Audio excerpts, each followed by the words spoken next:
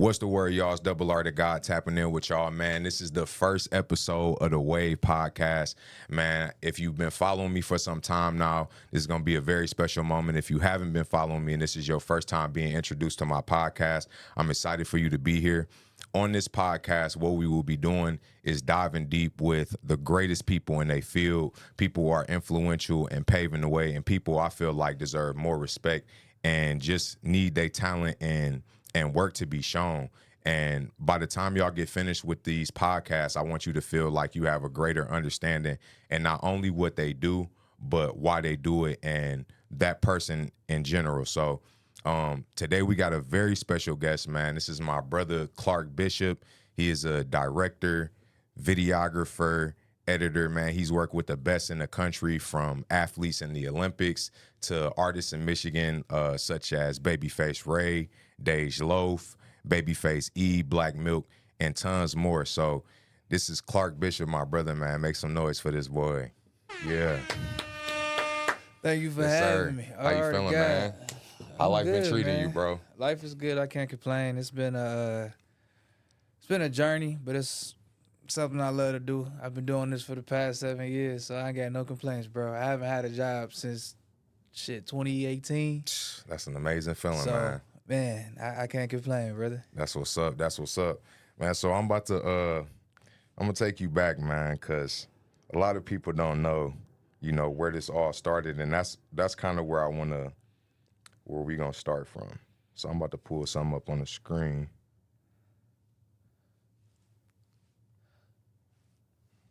How far back you going? I'm going far back, man. Now look, y'all don't even know, man. This dude, he started off with the hooping first, man. And just start on your story, bro, and just kind of start us from this. Like, when you see this picture, where does it take you in? And lead us into your journey of from there to you doing the filming. You got everybody get deep. To be honest, that picture right there, just my whole career at Wayne State, that's a place of change.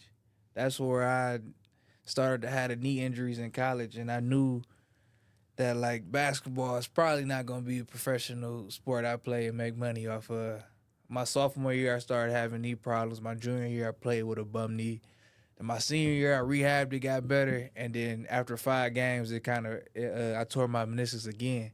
So I have 2 meniscus tears. After 4 years of college, I was like, yeah, this is probably not going to be the way, and I got to find another way, another goal just to make it in life. And just like anybody else, you never know what you want to do.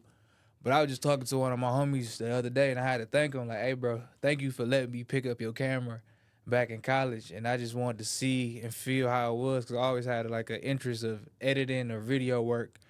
And I used to, like, mess around with GoPros back then. I used to record all our parties. And somebody stole my laptop with all that footage on it. Damn, that's crazy. I used to chop up all the parties off the GoPro. And then after bro let me see his camera, I started messing with DSLRs. And then after I graduated in 2017 from Wayne, that's when I brought, like, all my camera gear.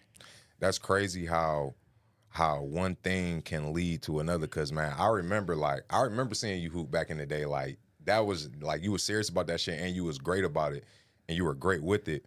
But what's crazy is how going, one part of your journey can lead to another part of your journey. Like, the fact that your filming career actually started in college. So, like, you said that your homeboy is who introduced you into the camera. So, like, what point after, start filming, after filming the parties and whatnot, what led you deeper into it? It was the growth of Detroit rap, and I saw a lot of music videos. And actually, that summer in 2017, I had moved out to Vegas with my mom. My mom had moved out there after my freshman year at college because my little brother, he a pro now, and she had to help his journey. So I just went out there on some, like, I'm just spend some time with my mom's, and I had a little extra bread because I had a full ride through college. Not extra bread, I had extra credit. So did you go to school for any filming at all? No, I went to school for marketing. I wanted to go to school for theater, but I was scared because I ain't know nobody that did theater or acting or nothing. So I was like, I just stick to marketing, which is like what I thought was like his brother or sister to that field. But I remember my senior year at Wade, dude from an ad agency came in and was like, if you want to work for us and work in film, you should have went to film school or ad agency. And I was like, the fuck, I didn't wasted all my time. Right. So Man. at that point, I was like, all right, let me try to dive into some camera work because obviously nobody wants to give me opportunities in marketing or no video work. So that summer, bro, I just had no debt and like a good like credit score because I was like a full ride at Wayne. I used to just swipe my credit card and pay for shit. So that summer, I literally probably spent like 5 or 6 bands on camera equipment. Man, that's And crazy. just like drones, the Sony cameras, A6300, and I was just out in Vegas like doing shit, bro. Like I had a job at Bass Pro Shops, and the other shit I was doing, camera. I shot my first music video in Vegas with my cousin. Shot first 2. That's crazy. I love my cousins, but them shits was terrible. Man. My first video, like for real, we on the strip and shit, bro. Like filming on the strip, hot as fucking in Nevada, 117 type shit. Then we went to like abandoned spot. Nevada weather is crazy, man. So that was my first experiences, bro. Like just out there, like on the whole, like rebirth type shit. Like I got YouTube videos of me vlogging, bro, getting trapped coming from Nevada to Cali, cause I was just out there doing whatever, bro. Just playing with the cameras and just putting myself in different situations that I probably would never be in if it wasn't for my mom's being out there and just me having cameras. So it was just like weird, awkward, new type of feeling. No, that's dope. That's dope. I actually want to, before we even go any deeper, I want to show some of your content on screen. Let me go to one of the videos. We done came a long way, y'all. Man, we done came a long way. So this is actually a video. I don't know if y'all know who this artist is, but this is a very well-known artist. His name is Black Milk. Hold on.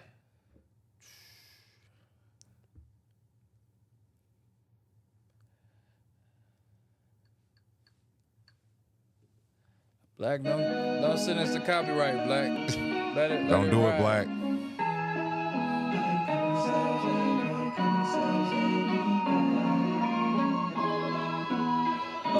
That was my little brother in the background too. Oh, for real? Yeah, the guy that know his shape. Not him.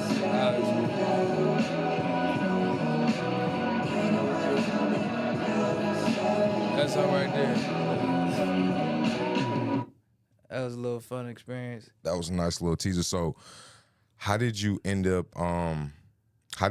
so what part of this project did you work on? Were you filming it? Were you editing it? Were you like, what aspect of this did you play a role in? So small crew, like always. I would just take it even a step back further. The reason we got the Black Milk job is because I did a free music video with my homies Ink, and I just really liked his music and his style. And Black Milk followed Ink, and he saw the video we did, and then he hit us up like, "Hey, bro, I got this project. I see y'all young and gunning from Detroit. I like how y'all work." He gave us a budget for $10K. Okay. And if you know, in the music industry, like for us, that's $10K. Like, oh shit, it's $10K. Hell yeah. But when it come down to like filling departments and head of rows, that really ain't too much if you're trying to pay people their real rate or even close to it. So I ended up for that project, and it wasn't a full music video. We ended up doing 3 pieces, 3 micro pieces on a day, and I directed 2 of them, but I DP'd all of them, and ended up editing. What's DP? Director, cinematographer, holding the camera. I'm in control of the camera department and the lighting department. Okay, so kind of explain some of those roles, like the difference between director, cinematographer, videographer, because I feel like people who not familiar with the industry kind of group all them things together. Yeah, that's true. So it's a big so videographers are, I would say, are like the people that do like recap videos of like parties, events, maybe weddings, maybe BTS type of stuff. Okay. And that's usually a one-man band type of deal. But at the same time, you can be a videographer in the music world, but you might list yourself as a director, DP, because you're still kind of doing everything. Right. But that's why they can kind of get like mixed up. But the type of work I be doing, a lot of other people doing productions do. That's why I call it like production, film world, principal of photography. You got a director. He's in charge of the whole show. He making sure every department head, from the cinematographer to the art department to the lighting. Everybody is like on the same page. Okay. And then you got different heads of departments under him, like your cinematographer, your art department, your gaffing team. And it's just like a hierarchy system that kind of keeps the balance, checks and balances and shit. Because over the director, you probably got the producer, Right. who's like hiring everybody. And then you over that, you got an executive producer that's getting the job. Right. And then hiring a producer to go make the shit happen. So it's just a hierarchy, and everybody like got to kind of follow that chain of man. It helps. It make your job be easier. Because when you get to, just like on some hooping shit, everybody got a role. You got your head coach, you got your GM, you got your point guard, you got your players, and everybody, if they doing what the fuck they got to do, the whole system gonna work. No, absolutely. Yeah, no, I feel like I remember, because me and you actually, we have some work together, and I'm going to show that at some point in time on the screen. But, you know, the first time that we did our project, the black and white film, that was the first time that I had ever actually been on a set like that, you know, from 3, 2, 1 action, you know, having multiple people film. Outside of that, it was just me and Kari shooting a lot of the time. And shout out to him because he actually helped us film that video. But one of the things that I realized was how quickly the field can get broken up into, like, okay, you got somebody who's just filming, you got somebody who's directing, you got somebody that's doing lighting, you got somebody who's specifically controlling the zoom or the focus. I didn't know that. I didn't know that the filming world got broken down to so many different layers. Like, and I do music, so it gets, music and videography are kind of synonymous in the way that the processes work and the editing, but our process is a lot shorter than y'all's are. Y'all's can go on for weeks to months. Sometimes ours can too, but not to the same extent. Like, we might have somebody make the beat, somebody might mix the beat, and then somebody might edit the vocals, somebody might track the vocals. But with the videography, it just keeps getting broken down even smaller. Like, even when you go into the editing world, somebody could just be laying out the clips. Somebody could just be doing the coloring. So what's one of your, what's your favorite, like your 3 favorite things out of the whole process to do? I don't know if it's my favorite thing, but I got a niche of just talking to meeting people and connecting with people. I always, even today, like I was up at DSA, I didn't know I was supposed to be on the board of directors for this program today. I'm just chopping it up with people, just making connections. Like, oh yeah, I did meet you before. Right. So I like doing that, just connecting and talking to people. I love directing music videos. I want to get better at directing narrative pieces and talking to actors and all that stuff, because that shit is an art form. We're trying to have somebody convey an emotion that you feel that you want them to display on screen. But I also love DPing, which is the cinematographer. Also, they go hand, they the same word. And what's cinematographer again? So a cinematographer is the person that's in control of the camera, the image of the look. So the director, if you break it down from a movie standpoint, most of the time the director is in control of the actors, and then everything else, like from the art department to how shit look, everything. And the cinematographer is putting that director's image into the camera, making that image. So the director and the cinematographer are probably standing next to each other, talking all the time. Yeah, the director like, I want this to feel like this, and the cinematographer, okay, I can make this feel by choosing this lens and lighting it this way. So the director has the idea, the cinematographer knows the equipment well enough to capture it, and then the videographer is the one who's skilled enough to perform. Well, you wouldn't even put videographer in this category of terms right now, because that's the cinematographer or DP, however you want to call it. The director and cinematographer working hand in hand, like you said. The cinematographer knows what skills and what lighting techniques to convey this type of emotion that the director wants. On high level type shit, like big movie, sometimes the cinematographer not even touching the camera. He just explaining to people how this is who I want. You got camera operators, you got AC, second AC, you got motherfucking Steadicam people, you got people with a car crane. You just telling people, I want this to look like this, put that lens on there and make that feel like that. You telling people with the lights to do this, because on the big shit, it's unions and shit. You can't even touch other people's departments. You can't touch cameras. And I've been fortunate enough to kind of mix and dabble into some of that stuff without even being in a union and just learning from my peers. Because it's so many fucking different levels to this shit. I want to experience that high level Hollywood shit one day, but that's another fucking feeling. Bro, I went to, what's that shit, Universal Theaters probably like a year and a half ago on a tour. And just seeing it, like, bro, it's big-ass stages that's 10,000 square feet that's empty. But the next one, they building the whole show from the ground up, like the whole city. That's you looking crazy. like, God damn, they just be doing this shit right here. And it's like, when you see them credits at the end of the movie, that's why it's a gazillion motherfuckers at that bitch. Yeah, no facts. And even on the editing side after, it's a gazillion motherfuckers. Pre-editor, post-editor, color, producer. Man. There's so much shit that go into it, bro. But it all makes sense because just make everybody's job easier. And it's just It does. Everybody's specializing in a specific role. Yeah, but when we get here to the smaller music video stuff, I haven't had the chance to do some shit like that. Most of my stuff is like broken down into like probably 1 or 2 people, like one person handling like a nice chunk of the work, and it's probably like 5 to 7 people, but that's called a bare bones, but it's just good enough to make. But them projects still can be from fucking $5,000 to $30,000, $50,000, $100,000, bro. Like my shit to Jamaica, it was only 4 of us. That shit was $60,000. So it's like, yeah, a trip can get expensive quick, like especially depending on what you want. And it's a lot of work. Like I edited videos in my earlier days trying to figure out what exactly it was that I wanted to master. And I quickly start understanding I did not want to edit. Like I know how to edit, but it's so many processes involved. You have to have a certain type of mind to do it, and you have to have a certain type of patience.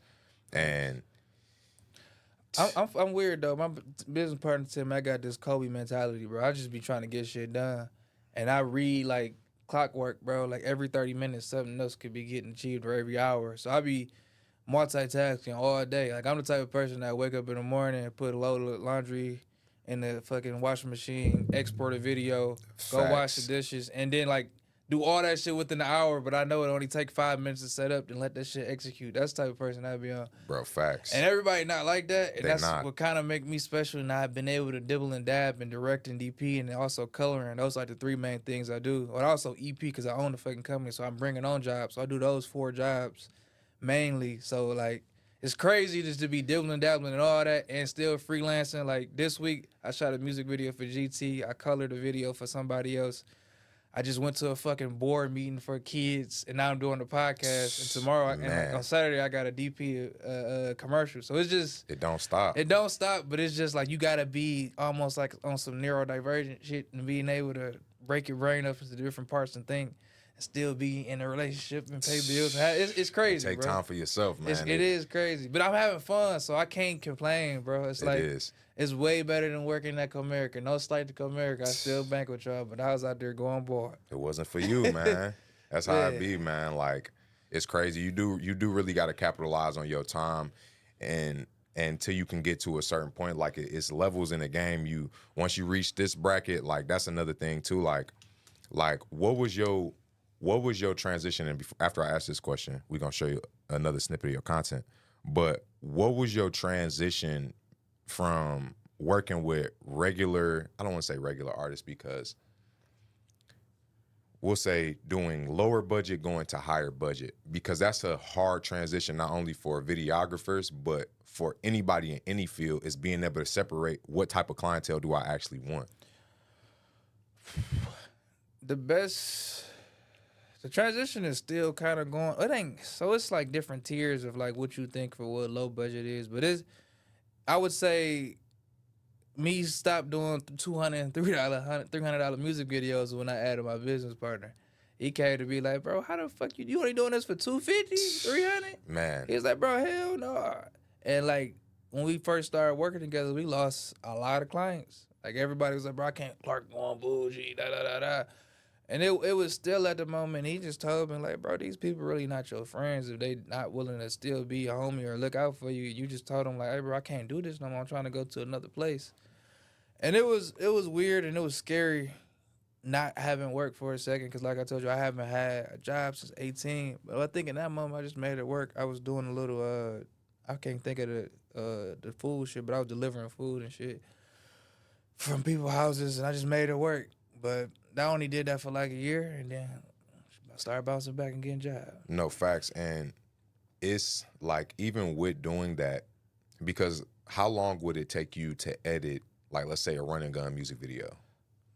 If I sit down, I used to be able to do that shit in like 3-4 hours. That's clean. I ain't gonna lie. That's before I knew how to color grade, and I never been a heavy effects guy, but I just make that shit like I make it right. If you go on my YouTube, bro, I got like every video I ever worked on, like from the beginning. So No, that's like, yeah. I went through all of your stuff on your Go Take page, man. You got a crazy catalog. I didn't get to see everything on the Vimeo. I just seen that like going through some of it earlier. I'm like, damn, he got 55 videos just on Vimeo, and that was some of the stuff that I had been looking for that I hadn't that I was looking for before the podcast that I wanted to show that I had seen in the past. But I'm gonna actually go back and look for that too. But let me throw another video up on here real quick. So I send you the link, bro. At my I got a playlist of like all my stuff that I like worked on, or either director or DP. Okay. And if you watching this, you can go see that link down in the bio. It'll be right here. So. Okay, let's see.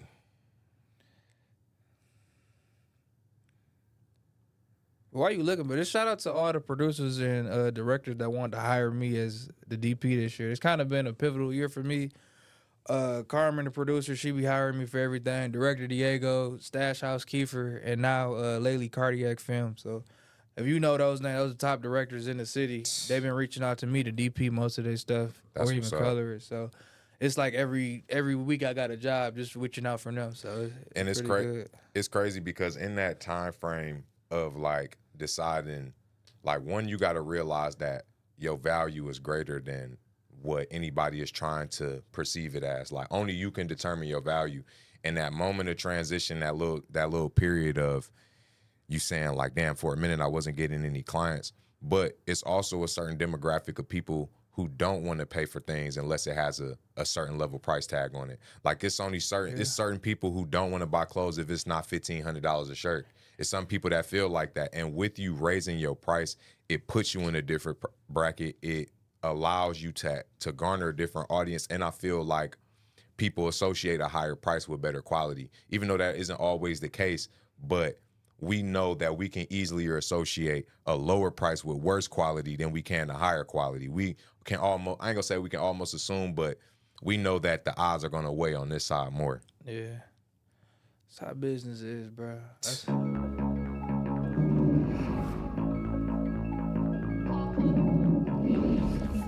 Shout out to the homies in Jackson, Michigan. Yeah. Shout out to Dave's Low. Dave's Low. Yes, sir.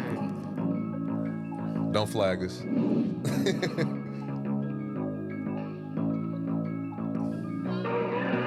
driving fast, I'm in my lane, I'm on the interstate.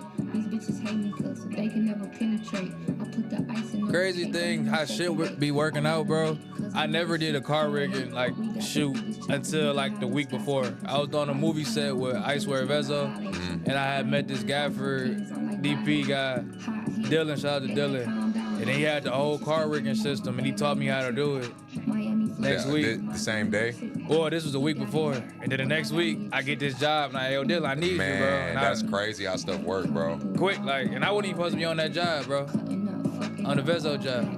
So, hold on, So, what exact role did you play in this music video? I was the cinematographer. DP cinematographer. The guy in control of the camera department and all the lighting. Okay. All the shots. So one thing I like about some directors is they let me do what I do. Like they send the whole treatment and visualize it, but they don't got the shots. Mm-hmm. So they're like, yo, Clark, what you think for the shots to make this execute how you think? And I'm like, shit.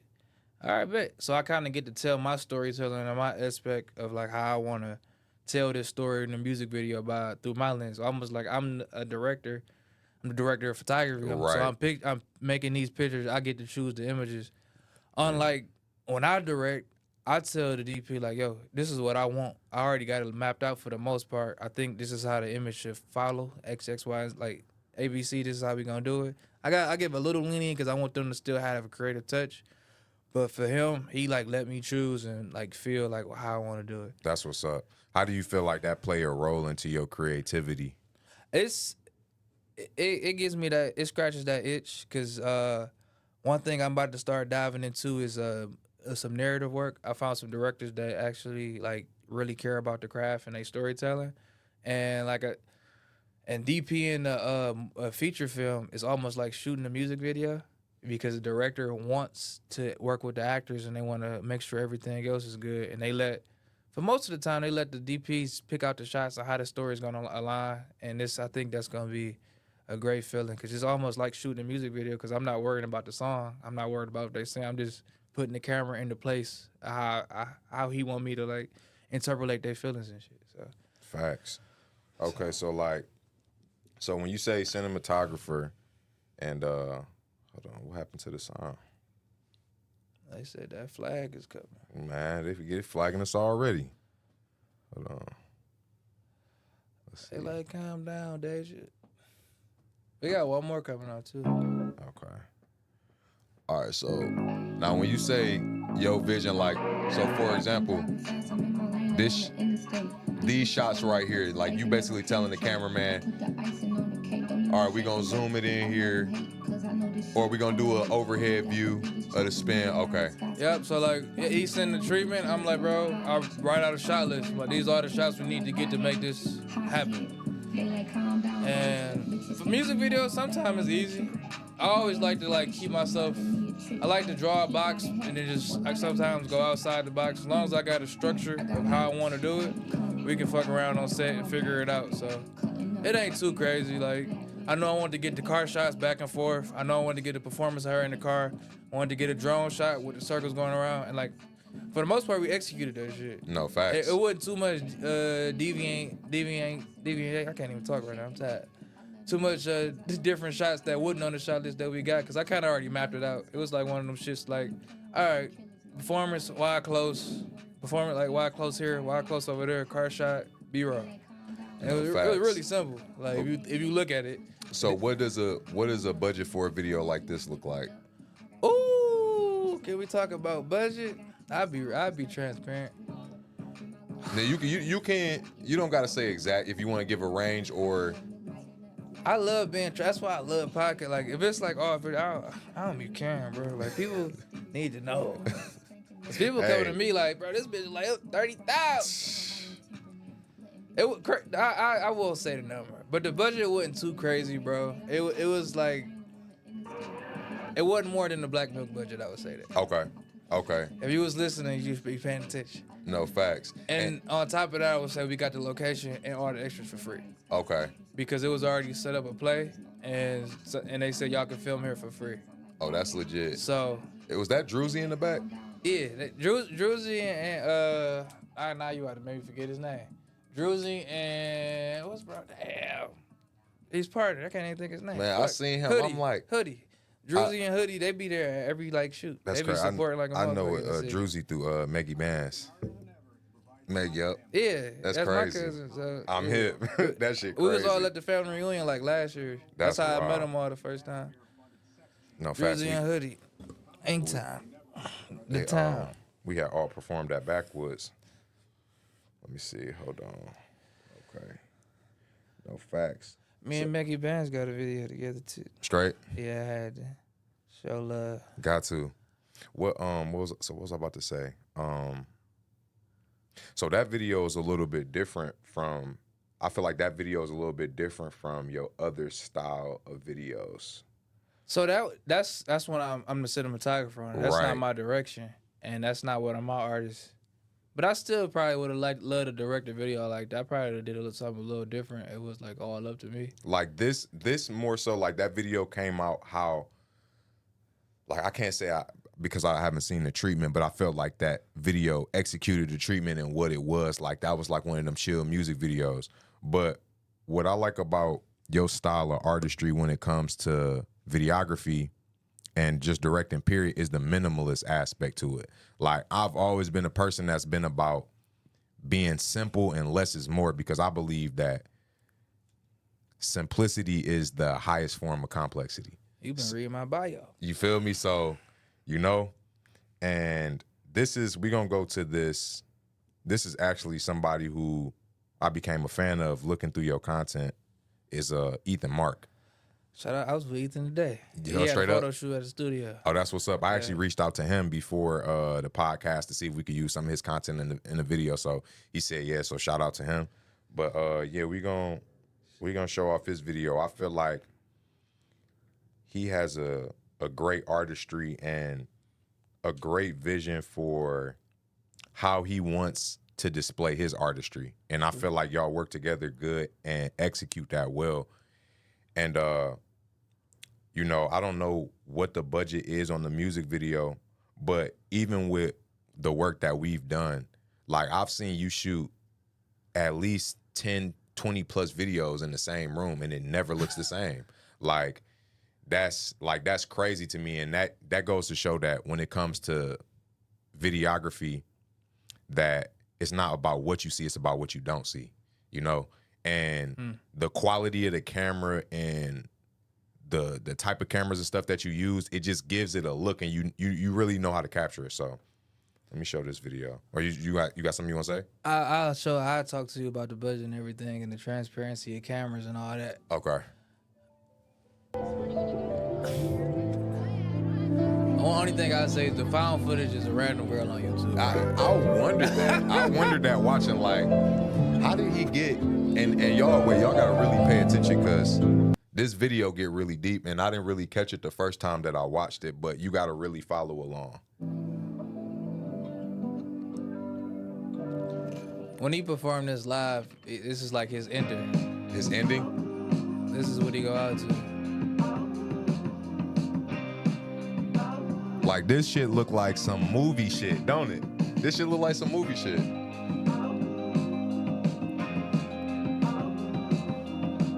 I DP'd a music video for Brooke and the Blue Jeans this summer. She got a song.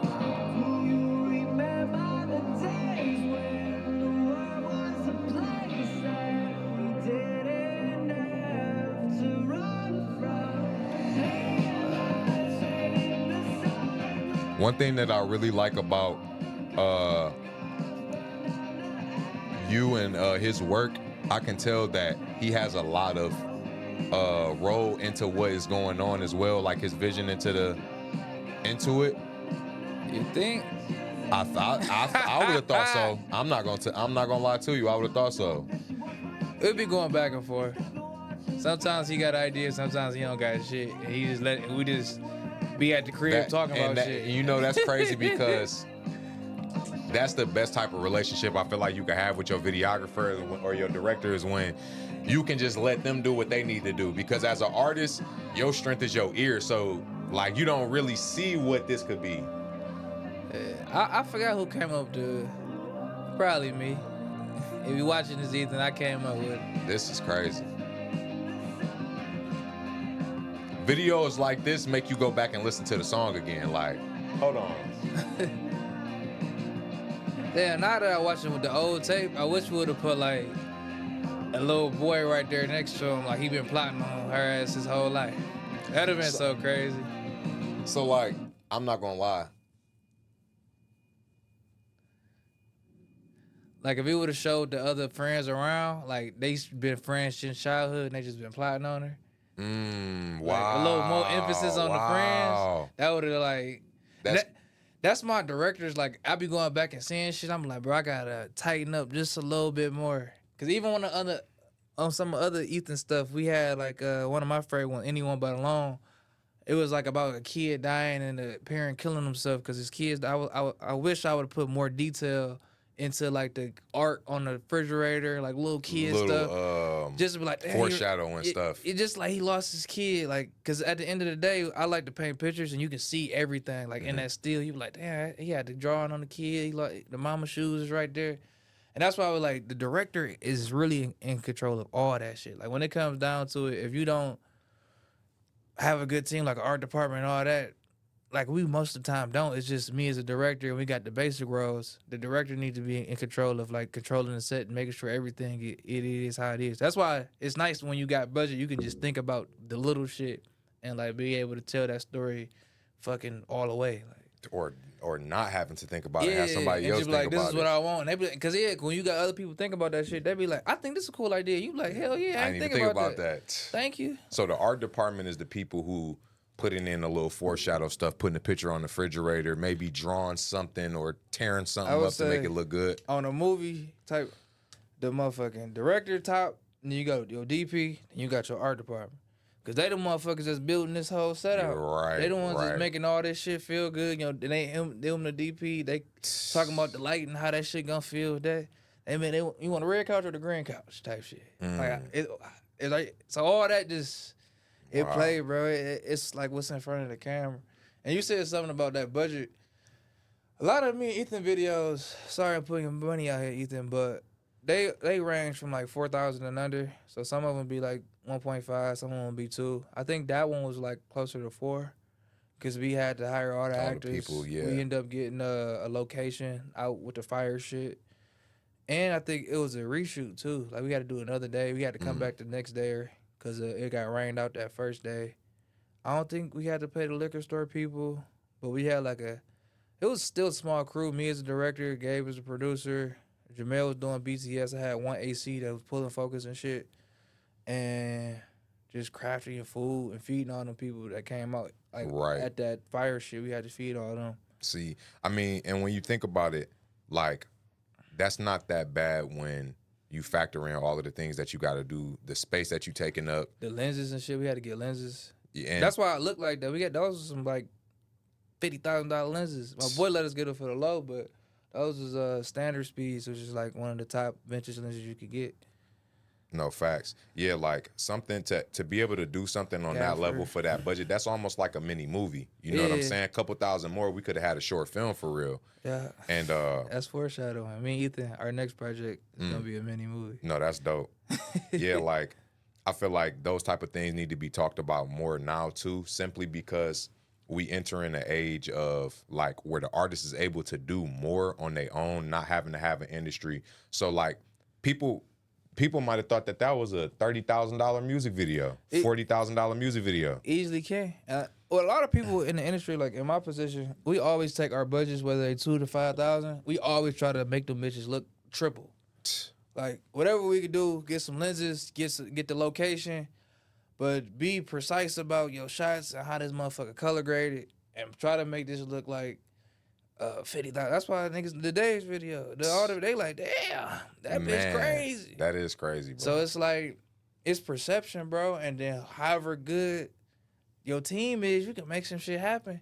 And that's why I be like, hey, bro, y'all niggas gotta pay me more, man. I'm making that shit look like we spent 50. I need my 10. Come on, bro. Easy for real, bro. Cause I'm still like, can we cuss? I've been cussing. I'm still, I would say, and I need to get out of the habit. I be just trying to be a real nigga. Like, I know I want this project to fucking work, and I'm willing to like take pay cuts just to make this shit happen, to help build my resume. Even though sometimes I be like, I got a pretty fucking decent resume. I don't really need to keep helping people out, but I always know there's different levels to it. Like this year I started working with more signed artists, so I'm like, okay. I be telling the producer like, hey, bro, I need an AC. I need this. Like, I know my rate is this, but I take a couple hundred off just so I can have this because I know it's going to help me. No, facts. So I be doing that type of shit, but I be like, I can't keep doing it all the time. Yeah, you can't. I got to do it a couple times just to make. You do. So, and somebody said that some of your best work is going to be your free work. And yeah. I feel like that because that is where you got to show your talent. Like, not saying that anything for free, but you know, that is where your best work gonna come from, is you trying to prove yourself. So I feel like doing that too, it always go a long way. You know what I'm saying? Like just showing it out in your art, it could do something for the artist, it could do something for you. That little extra could have been what made Black Milk reach out to y'all like, hey. Right, I did a free video for Ink, and that's why Black Milk reached out to us like a month later. And I'm not always doing it for like a return on something. I do it because I love it and it's the passion of it.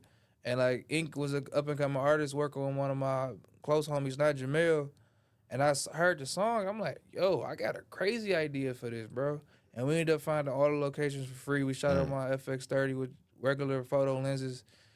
I tried to grade the best out of that motherfucker and ended up having a return on investment, bro. A few hours led to a $10,000 music video with Black Milk. So, and then the Black Milk shit led to other people that we got connects with. So it's just it's a chain. Sometimes even like doing jobs you don't want to go to. Like my boy Diego asked me to come help out on his Vezo shoot, a movie. I ended up meeting Vezo, getting cool with Vezo. Ended up meeting the gaffer that I work with now on all like the last 3 days low videos. So it was just be out in the field, be outside. Shit gonna happen. And then as long as you not feeling bad about the jobs you take. Like, just have some discernment and Mm-hmm. like feel good about the decision you make. You'll be all right. Who would you say is your favorite directors, or like who are your favorite directors and why? And what are your 3 top movies you feel like display the best directing, color grade, like overall filming? It's a horrible question for me, yo. Cause I just in the last year, it's up in my taste. Like I'm just now going back, watching films, studying films, looking at directors and trying to see who I want to emulate, who I want to steal from. When I was a kid, I used to try to steal everybody NBA moves and then pull it to my game. Hard question. I would say music video wise, probably like Dave Free. What's his name? Kelmatic. They both shoot a lot of Kendrick stuff, and then probably Cole Bennett. Commercial stuff, I like this guy named Ryan Booth. He did the NBA commercial last year with like Larry Bird and Magic Johnson. Film wise, I like David Fincher stuff. I know he crazy. He did Facebook. He did what's the show with all the killers? I can't think of it. Mind Hunters. You know who your work kind of reminds me of? Your like I like Roger Deakins, DP. It kind of gives me like, what's the name of that movie? Get Out vibes. I'm not gonna lie. Jordan Peele. I like Jordan Peele. I love that I love that color grading, the movement of the camera and all that. Like it gives me like when I'm watching your clips, that's what I feel like I'm seeing, that type of lens or that type of color grading, whatever that aesthetic is. That's what I draw from your films. My bad, I ain't seen no black people, but I like Jordan Peele and Ryan Coogler too. My bad. No facts. And what's some famous stuff that they've done? Nope, Get Out, Us, all the Black, well, not all the Black Panthers. Ryan Coogler first movie with Michael B. I can't think of it, but that hit me. I'm like, oh shit, just from the storytelling standpoint, and that just like made me realize that you always don't got to tell a story. You can just find stories out there and put them on the screen. I'm just starting out to read more scripts because I want to learn that side of the game, and I'm a self-taught filmmaker, so it's kind of hard. I'm not like I can tell you about every stat who was on 2K for the last 20 years, so like I'm just trying to switch my brain into the more film aspects. So I ain't got too much. Like my favorite movie is like Big Daddy, Adam Sandler. I like Adam Sandler movies and shit. To make a comedy, I don't think I'm that type of funny, so it'll be weird trying to make a comedy. I would have to make a thriller, action, drama type movie if I was to write something. That's why I'm diving into the field of like DPing for different directors just to pick their brain, see how the shit is. Cause I'm not that big of a writer. I'm more of a storyteller. But it's weird. Like I'm not a writer, but I could tell stories in music videos. So it's like I got to get better with my dialogue and all that shit. Do you feel like the music makes it easier for you to tell your story? You put that video up? Yeah. Was that from my page? Yep. Okay. This was one of the ones where I did for a low budget just to like see what it was. I second AD'd on this one, which is basically I want to put it in terms people understand. You got a director. Then you got the assistant director, which is like in control of the people behind the camera. And then you got the second assistant director, which is like the next step behind the camera. So the actors and talent. Okay. So I was in control of making sure that the talent and the actors was all in their spots when it was time. Like her and the other main guy, I was like kind of liaisoning them around. Sometimes I like tell Babyface Ray and his team to it's go. your time to walk out. That type of deal. And I was just trying to see how a bigger set is, because this was like a $50,000 music video. So I was just seeing how it was run, and I connected with the directors and producers on this one. So shout out my guy Anthony out in Cali. He's trying to get me some color jobs. It just ain't work yet, but we gonna get something. It's gonna happen. But Just learning the game, bro. This is a fucking crazy day, 14-hour day. Bro, I ain't know in this video, bro, 1UP T is in the video as extra from Flint. And I thought this was like before he popped. He was just here. I'm like, bro just sitting here. Hey, that's crazy when you see somebody famous. It's like when you see a Disney Channel show when somebody was auditioning. Yeah, bro. Then like 6 months later, now. his shit popped. He had that rap caviar thing right after. And I'm That's like, crazy. Damn. Crazy part about this, bro. We was short on camera crew. I ain't calling nobody out because it ain't their fault. One of the cars had got like fucked up, bro. Damn. And I remember that's just the importance. Like when you doing big ass jobs, you need crew. Yeah. Like you trying to put all this stress on one person. Talking about let's hurry up because they cool. They wasn't like on no prima donna shit, but niggas been there all day. They're like, all right, bro, let's try to finish this shit, man. No facts. But how do it feel? How do it feel working with an artist that's as big as like Dej Loaf and Babyface Ray? To be honest, bro, it don't feel too crazy because they all from the city, so they like us. They talk like us, sound like us. Right. No facts. After the third, fourth time working with Dave, she be like, Clark, what you think? I'm like, are you asking me? I'm like, oh shit. So it's just like it feel cool, like. And as a young guy, I used to be around NBA dudes sometimes. So I'm like, it ain't. I got used to this. No, yeah, I don't get starstruck, but sometimes I think like when I'm a fan of both of them. I think it's weird. I like Pac-Man. I did a video with Pac-Man. I was like, oh shit, that's Pac-Man. But like, even him, he came in like, bro, what kind of camera that is? So it's just like, yeah, Detroit is different. It's got its own flair to it. I also feel like too, like, I feel like when you're supposed to be around these people, you almost feel like this is what I've been working for to do my entire life. You know what I'm saying? Like, it's almost like more of a relief than anything, to be honest. Like, you feel like, damn, this is exactly where I'm supposed to be at. Yeah, bro, I don't think. Like, if it was in Hollywood, bro, it's just like you'd be around this shit all the time because you just work on movies, so you'd be around celebrities and shit. Man. So, but it's cool, bro. Like, this summer, I probably didn't work with every fucking artist out of Detroit, bro. I'd been around them doing different jobs. So it's just like, they cool people, bro. They just be sometimes not want to be in the limelight, and you just don't be in their face acting weird, bro. Like, they normal people when they get down to it. This video, the concept on this one was cold, too. It was. They was promoting it like a movie, and everybody in the city like, oh, it's a movie coming out. This was like the lead single on his album, The Mob. I feel like your videos are like musicals. That's how I feel. I ain't had no part in this one. I was just showing up to help. But this was one of them type of shits where you pull up just to meet the crew. I met the DP. His name Larry Ken. Cool motherfucker. I wasn't even in his face. I wasn't trying to like because he a famous DP. Like, he fucking shoot for Beats. He shoot for Nike. He shoot for everybody in LA. He big time. On Aries and shit. So I'm just cooling, bro. I'm not in his face. End of the day, he couldn't get no Uber at 3 in the morning. So I ended up taking him to his hotel, and we just chopping up in the car ride. And he told me, like, bro, whenever you come to LA, bro, you can use my gear. You cool people. I like you. Oh, that's what's up. So now, even though, like, it's been like a year and a half on IG, I just be hitting him up, asking him questions, and he be responding to me. Because, like, that's like top dog in the game. Once you can live in LA and you can fucking do Beats commercials, Nike commercials, all these type of ads. And I say on that type of level, when you own your shit and you like top of the game, as a DP, you getting $1,500, $2,500 a job. You own the camera. I'm renting my camera off for $1,500. Rent my lenses out for another $1,000. So you getting $6K to $8K a job a day. Don't let it be 3-4 days. Right. Yeah, that's crazy. So yeah, that's dope. I got from that video. I got to meet them and experience that and see how it work and just meet new people because that's all this game is, bro.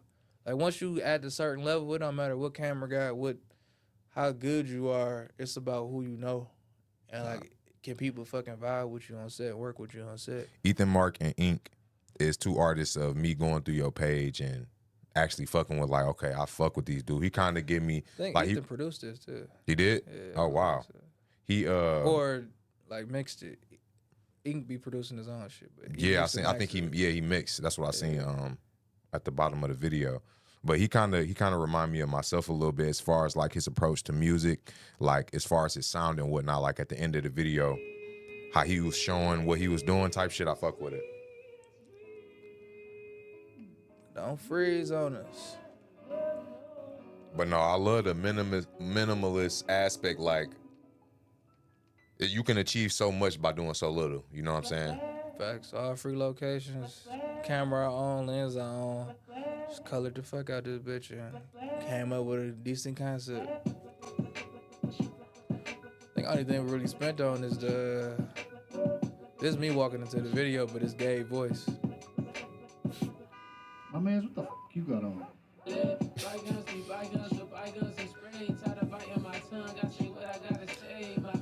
Free church location.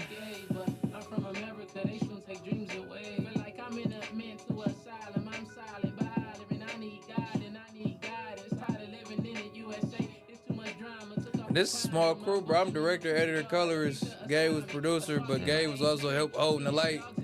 Jamel was just helping, doing whatever else we needed. It's just us three. No facts. That's it. And a tripod. Man. This is in the don't tell me. That was in the Off Grand Boulevard. that was Start with an F. you said a who? An M? F. F the goddamn. It's downtown somewhere. No, it's not. It's a new center. Say it right there. I'm thinking that's the Coleman A. Young Center. The Fisher Building. They Okay. didn't look the same. Oh, I forgot Rando in the video too.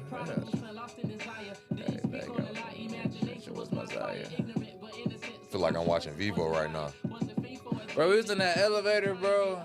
Going all the random ass floors in the building. People looking at us and shit. I think we did that shit like 3 times. Bro, you gotta, when you shoot music videos, you gotta zone out, especially when you in public, cause it's like, I know I'm probably looking crazy right now, just standing in the middle, but they don't know the image. Like, Man. This is my sweet. I love this part right here. Add $1. That's all man who was on with me. I love that zoom. That shit is That was dope. me cranking that motherfucker. Like I ain't had no nothing. I was just moving the zoom. Nah. Dude, if you ever peep this part, it's 2 of them right here. He at the top. I ain't even peep that. Little split screen. What I was gonna say? What's your favorite lens? Ooh, I want to work with some bad bitches, but I haven't got a chance to work with no RE Signature Primes or Supreme Primes. But for right now, one of my favorite lenses is the the 25 to 100 millimeter. It's a big ass Canon, like this big. Probably didn't shot. I shot the Black Milk stuff on there. I shot some shit with this artist named Nell. That motherfucker huge, bro. It's like it's bigger than this. It's like, and for a lot of stuff, I like using them DZOs. Like people can't afford too many lenses. But I also would say those standard primes. Those are nice. They small as fuck. They go on any camera. They don't weigh that much, but they look nice as fuck on the face. What's your favorite brand of camera? I fuck with Sony. I want to get that Sony, the Venice too, but I love I Ari's. fuck with Sony. Ari's is nice too, so Sony Ari. But at the same time, bro, I'm at a point in my filmmaking career where every camera is a tool, and like you just gotta know what camera and what lens to piece together for the right type of piece. And like once you do your test, if I have more money, more like budget for that shit, I'll be testing different setups to get what feel. Because the more you get into this shit, each sensor feel different, every lens feel different, and you, depending if you want to do a sports doc or a movie about some children in the corn or like all that shit matter, and it's a different feel, bro. And that's kind of where I'm at in my like cinematography bag. Like I'm now understanding like this shit. It don't matter, but it matters. If you want to just shoot shit, make a cool music video, you really don't fucking matter. Just get a camera, get some nice lenses, that shit'll look good. But if you want some shit to feel a certain way, like there's a reason the Matrix look like this, and it's a reason the motherfucking, I don't know, Smile 2 look a certain way, any type of movie that's out right now. Like it's a reason shit look a certain way, because that camera and lens choice. Like the hottest camera right now is the Alexa 35, and that's a Super 35 camera. And the Wave was full frame shits for the longest, but it's just, I don't know, bro. It's No facts. It's like putting on a fit every day, just like what feel good for that day. So to leave off, you know, anybody who's aspiring or, you know, just getting into what you're doing, what advice would you give them? Like, where should they start at, you know, and, you know, or how do they take it to the next level? It's two things. I saw Lil Russell say a quote. He said, just start digging a hole. And then once you start digging a hole, you be like, oh shit, I could build a pool right here. Then you like, oh shit, I could put a patio right here. Oh shit, I could put a jacuzzi. Just keep building, because if you don't start, you ain't gonna never know. And the second thing is to be a professional. Like, whatever you do, learn the fucking jargon, learn the language, learn all the rules and in and outs of how it should go. Like, I wasn't calling myself a DP until I learned so much into the game of, like, how to execute different shoots, how to work with different cameras, how to use different lenses, how to talk to my first, second AC, DIT, all that type of shit. I had to, I'm not a DP yet. So just be a professional and, like, whatever job you do as well. Like, learn that shit, and, like, it's your job to know this stuff. So, yeah. No, facts. Well, man, I really appreciate having you on here, man. This was a great first episode. I don't think the first episode could have went any better. Ooh. Especially to have a director in here, you feel me, while we on camera. So, man, I really appreciate it. I also want to leave you off with a gift. Okay. This is my book. It's signed in there, so, man, make sure you check that out when you get some time. You know, I just started reading for real, so I'm on it. Hey, and it's made for first-time readers, too. So anybody just starting to read, it's made simple for that, too. So a lot of game in there. All right, whatever y'all do, and whatever niche y'all in, like I said, be a professional, bro. Learn that shit through off. You should be able to tell the next person, you should be able to tell a motherfucker that's sitting on the bus next to you how you do your job through in and throughout. And he can't explain it, you probably not good at your job. Facts. Also, yeah, tell the people where they can find you, where they can contact you for work, your Instagram, all of that stuff. I was thinking about this earlier. I'm glad you asked me that. So my name is Clark Bishop. I am an EP, a director, a DP, a colorist, a YouTuber, and a studio owner. I do a lot of stuff. You can find me at Clark Visions on Instagram. You can find me at Clark Bishop on YouTube. And you can go check out my work at GoTech Media at GoTechMedia.com. And we got a sub-brand under that works on a lot of narrative storytelling pieces, especially for, like, nonprofits. And that's called 1104 Films. Yeah, and that's about it. That's what's up. You get my Social Security site. Man. So, yeah, man, I appreciate y'all for tuning in to the first episode of The Wave, man. We're going to have some more people coming on soon. And, yeah, bro, I appreciate you for having you, bro. Yes, sir, brother. Oh, man. Hold on, we got to do it. Yeah, we got to. Hey, yeah. There we go. Yeah, I really got this shit in the bag right now. Bad bitch in the front seat, car go fast right now. Smoke dope, but we low key though. Had to give him the okey doke. Like I'm so straight, I'ma just pass right now. Nigga need that bread like Peter. Everything I do for a reason. If you break that code, it's treason. Every one of my dogs, I'm bleeding. Every one of my dogs, I need them. Locked down, free that pen, not breathing. I do this shit for a reason. I don't do this shit for no reason.